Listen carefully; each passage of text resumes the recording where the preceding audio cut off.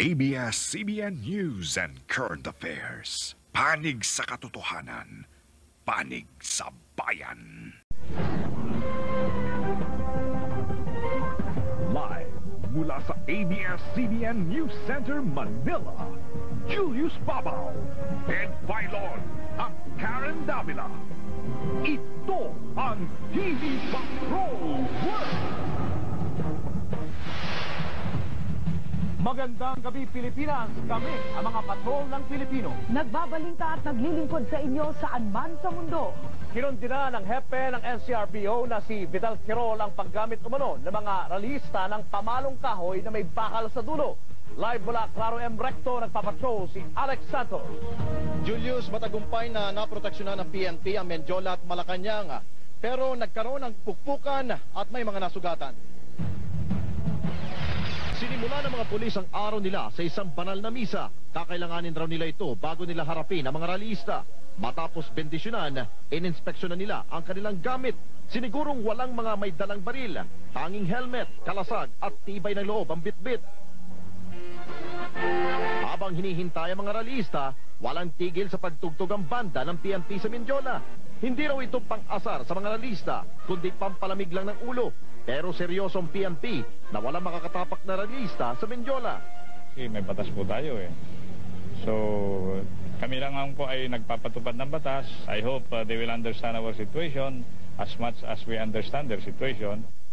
Pero ang aktor na si Pen Medina at ilang media men na nagba-Black Friday protest nakalusot. Pinalampas na lang iyon ng mga pulis. Pero hindi ang mga sumunod na dumating na ralista. Nasa frontline ng mga babaeng pulis. Di raw sila natatakot. Pero nang magkagirian,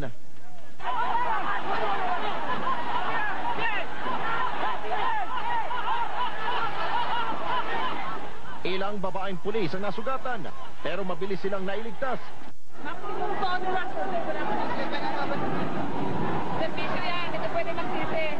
Isa si Senior Inspector Rosana Mangao ang nadali.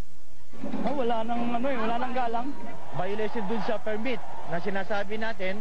Ang kanilang permit is to conduct rally at doon sila mag-ipon-ipon sa Liwasang Bonifacio at Plaza Miranda. Nanggagaliiti sa galit si NCRPO Chief Vidal Quirol. Bukod sa mga babaeng sugatan, putok ang ulo ni PO1 Alan Baisa ng NPD matapos pagpapalawin ng mga ralista.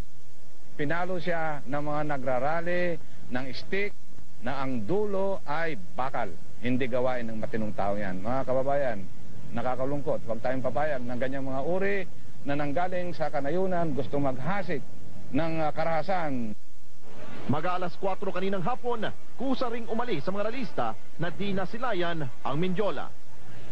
Sinimula ng mga pulis ang araw nila sa isang banal na misa. Kakailanganin raw nila ito bago nila harapin ang mga ralista.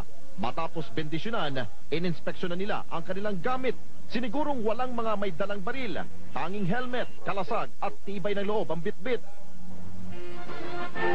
Habang hinihintay ang mga ralista, walang tigil sa pagtugtog ang banda ng PNP sa Mendiola.